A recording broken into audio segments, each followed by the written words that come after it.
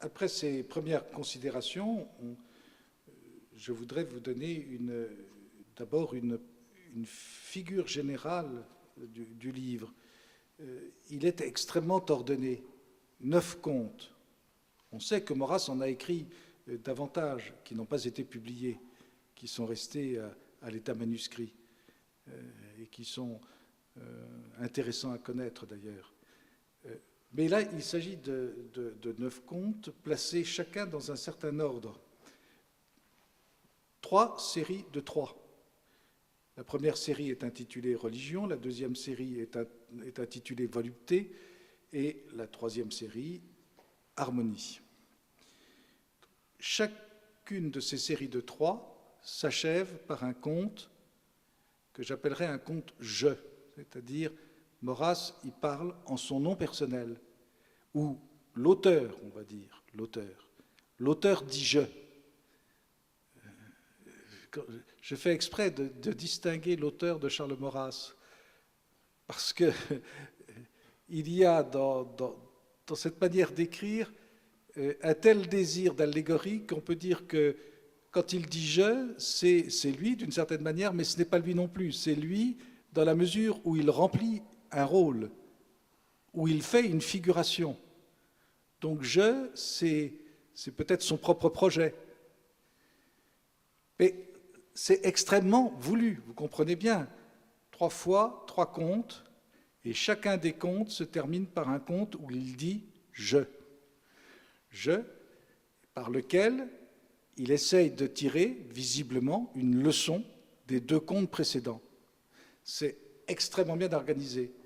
Et ces contes sont très brefs, en fait, 15 pages, 20 pages, écrits d'une écriture extrêmement raffinée, extrêmement élégante, presque mystérieuse à force d'être léchée, très harmonieuse, avec une volonté de cadence, de rythme, à la Bossuet, à la Rousseau, à la Anatole France, puisqu'il se recommande d'Anatole France et de Barrès. Voilà. Et cela dit,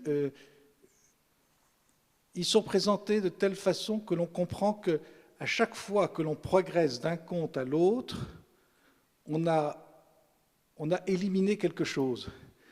Car ces contes ont un caractère particulier, c'est que tous se terminent par des morts, ou sinon une mort, un échec. Et donc, c'est une succession d'échecs. Tout échoue. Dans l'œuvre de Maurras, tout échoue. Il y a quelque chose même de triste. On a prétendu en tirer un goût morbide de Maurras, mais pas du tout. Je ne crois pas. Je pense que c'était dans son intention. Il savait qu'il vivait à un tournant. Ces livres sont écrits donc en 1895, la fin du 19e, le début du 20e. Il arrive, il a un projet. Ce projet va se marquer fondamentalement par son enquête sur la monarchie qu'il publiera en 1900, qu'il mènera et publiera en 1900, donc au début du siècle. Cette date, je suis sûr qu'il l'a voulu. Il disait à cette époque qu'il se battait pour l'année 1950, et en fait il comprenait, il savait à l'avance que bien qu'il eût raison dans ses démonstrations rationnelles, malheureusement ce projet ne trouverait pas immédiatement l'aboutissement qu'il souhaitait. Il eût été souhaitable que la France retrouvât sa monarchie avant la guerre de 14 pour pouvoir la gagner et surtout pour pouvoir faire la paix, une paix efficace alors qu'on a fait une mauvaise paix. Bref, la France a manqué sa chance, elle n'a pas eu sa monarchie, elle a eu ses monocraties, elle a eu sa démocratie, mais elle n'a pas eu sa monarchie, et la France en a payé le prix. Et ça, je suis sûr que ça poignait Maurras. Il en était frappé. Il savait que son œuvre était nécessaire, il l'a menée jusqu'au bout, mais comme un athlète. Il l'a menée comme un athlète, ne sachant pas s'il pourrait aboutir au résultat qu'il espérait. Voilà. Alors, ces trois contes, les trois premiers contes sont intitulés Religion. Il s'agit d'éliminer les fausses religions qui avaient cours de son temps.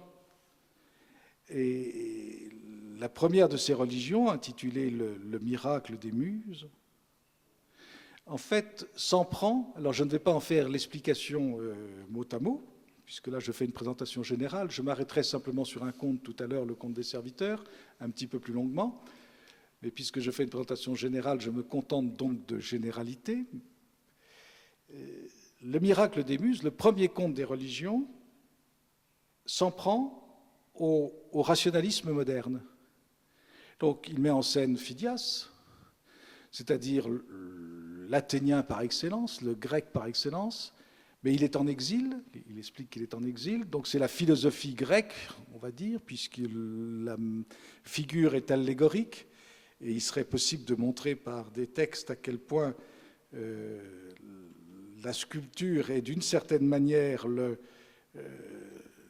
l'art qui serait le plus proche dans l'ordre rationnel de la théologie. Et donc, Maurras s'en prend à une certaine philosophie, à une certaine théologie rationaliste qui prétend convaincre par des arguments purement rationnels, par des arguments purement artistiques, de la nécessité de la divinité. Et il montre que ça ne tient pas. Et en fait, il s'en prend à ce qui peut apparaître depuis, on peut dire, le XVIe siècle, le XVe, XVIe, XVIIe, XVIIIe et encore plus au XIXe siècle, à un certain déisme. À un déisme qui est élaboré par des gens qui eux-mêmes ne croient pas, fondamentalement ne croient pas. Et on s'imagine simplement que cette divinité est nécessaire au peuple pour que les peuples accourent et que les peuples viennent rendre leur culte à un Dieu qui est nécessaire à l'ordre social et qui fait vivre une certaine prêtrise, fait vivre un culte. Et le rationaliste est si peu dupe de son propre jeu que lui-même en réalité ne croit pas et dans le même temps, entretient une école d'impiété avec ses élèves. Et c'est exactement ce à quoi on a assisté à la fin du XIXe et au début du XXe siècle, car Maurras anticipe. Ce Dieu-là est mort. Et ce rationalisme-là n'est qu'une œuvre de mort. Et on assiste à la fin de Phidias, parce que Phidias, à force de se moquer de la divinité, à force de la ramener uniquement à ses considérations purement sculpturales, eh bien, il en vient à perdre la grâce. C'est extrêmement important. Il y a un certain rationalisme théologico-philosophique qui ne peut plus avoir cours. Dieu est mort, ce Dieu-là. C'est extrêmement intéressant parce qu'on peut dire que Maurras accompagne toute la pensée contemporaine dans ce conte, en quelques phrases. Le deuxième conte s'intitule « Le jour des grâces », donc l'inverse, en quelque sorte. On y cultive, là, le sentiment religieux. Il s'agit d'un vieillard qui représente le bon sens, et ce bon sens a deux esclaves. L'un est l'esclave religieux de la Bible, il s'appelle Siron, et l'autre est l'esclave religieux du paganisme, et c'est Icétas. Et ces deux esclaves entretiennent le jardin de Phorion. Phorion, on pourrait le comparer à la littérature universelle de l'Occident et en particulier de la France. Et ces deux esclaves étaient effectivement là, au service, c'était le mode allégorique biblique, le mode allégorique païen qui nourrissait la littérature de l'époque. Et Maurras montre que l'exaltation exacerbée de ces sentiments, ils vont participer au jour des grâces dans la ville de Sybaris, où tout le monde est convoqué. Cette ville de Sybaris, c'est l'exaltation de tous les sentiments jusqu'au summum, jusqu'au-delà des possibilités humaines. Et c'est exactement ce que l'on a proposé dans les grands rendez-vous de la fin du XIXe siècle, les grands rendez-vous religieux, les grands rendez-vous politiques, où on exaltait, on disait à l'homme, tu dois aller jusqu'au bout de tes possibilités de liberté, de croyance, de fraternité, d'égalité, etc. et que sais-je. Et c'est au cours d'un grand banquet où on sert une espèce de saumure qui est considéré comme le summum de la délectation et au cours duquel l'immense majorité, enfin la totalité des citoyens de Sybaris et la majorité des esclaves meurent en consumant ce ragoût, ce ragoût d'esclaves dont on dit que c'est le summum de la félicité. Et Euphorion n'a plus ses esclaves, sauf un qui prétend revenir, et c'est évidemment Ciron, l'esclave biblique. Le biblisme prétend revenir, mais Euphorion, qui est un sage, ne peut plus croire ce que dit, ne peut plus croire ce que dit Ciron, et par conséquent, c'est lui-même qui le tue, qui l'achève, parce qu'il n'est pas permis d'aller au-delà à l'homme, d'aller au-delà de ses possibilités humaines et de s'identifier à Dieu. Deuxième conte, c'est extrêmement intéressant. C'est la mort de Dieu dans le premier conte, et dans ce deuxième conte, c'est la mort de l'homme qui se fait Dieu. Je ne sais pas si c'est considérable, parce que Maurras a tout dit, en quelques pages, il a tout dit sur la nullité, le néant de la philosophie moderne, ou des prétentions philosophiques modernes, et des religions modernes. Alors le troisième conte, il s'agit de la Reine des Nuits, dans cette partie-là. La Reine des Nuits, c'est un conte-jeu, par conséquent. Il s'agit de la Lune, la Reine des Nuits. La Lune s'offre à l'auteur, celui qui signe « je ». Elle s'offre un soir et elle se présente à lui comme une déesse. Et à travers un étang où elle joue, il est entraîné et il monte jusqu'à un endroit mystérieux où il se retrouve avec elle dans une sorte de palais. Et en réalité, quand on traduit de façon symbolique ces phrases merveilleuses et mystérieuses, on comprend qu'en réalité, Maurras décrit, puisqu'il parle déjà au futur, dans ce conte, il est un homme à la force de l'âge, la trentaine, au départ. Il est un vieillard à la fin. En quelque sorte, il décrit sa vie à l'avance. Enfin, la vie de son projet. Et la Lune représente la politique. Comme le soleil dans ses contes figure la puissance religieuse, l'autorité de la religion. Et il est donc entraîné dans un étang dans la symbolique de Maurras, et je pense avoir montré ça dans une série de conférences de façon très, très apodictique. L'étang représente la vie politicienne, de même que la mer figure les grandes considérations de la politique divine. Et donc Maurras, de façon étrange, joue avec la politique.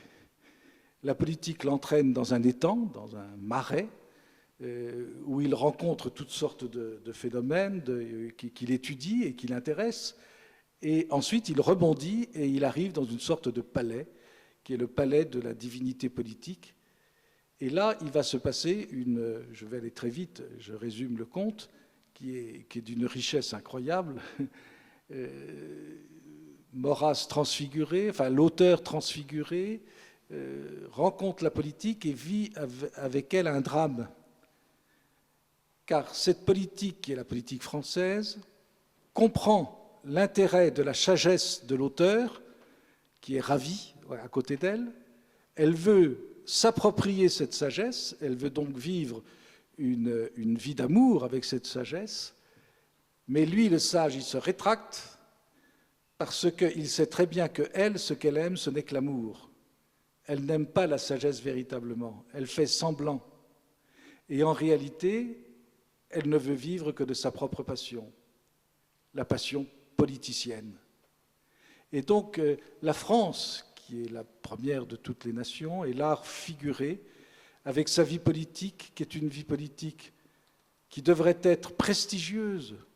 Quand on pense à l'intelligence qui pouvait encore se trouver dans les luttes politiques de la fin du XIXe et du début du XXe siècle, des hommes remarquablement cultivés qui sont là et qui sont en quête d'un véritable projet de sagesse, et ils sont épris d'une certaine manière du projet maurassien, du projet de Maurras. J'aime pas le mot de maurassien, lui non plus d'ailleurs ne l'aimait pas, et finalement ça se termine mal. Ça se termine mal et de façon assez étrange, parce qu'il y a là-haut dans le ciel un miroir qui dit non à cette union qui est une union scandaleuse. Et le sage sait qu'il n'est pas fait pour diriger la reine des nuits. Lui, il n'a de propos que des propos de sagesse, c'est tout. Il n'est là que pour donner sa leçon.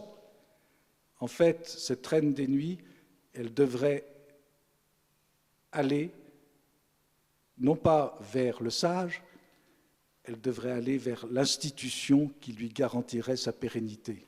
Et c'est ce qu'elle ne veut pas. Elle n'aime le sage que dans la mesure où le sage va lui donner des raisons encore plus fortes d'exacerber ses passions. C'est exactement ce qui est arrivé dans la vie du projet de Maurras. C'est exactement ce qui s'est passé, et ça se termine mal.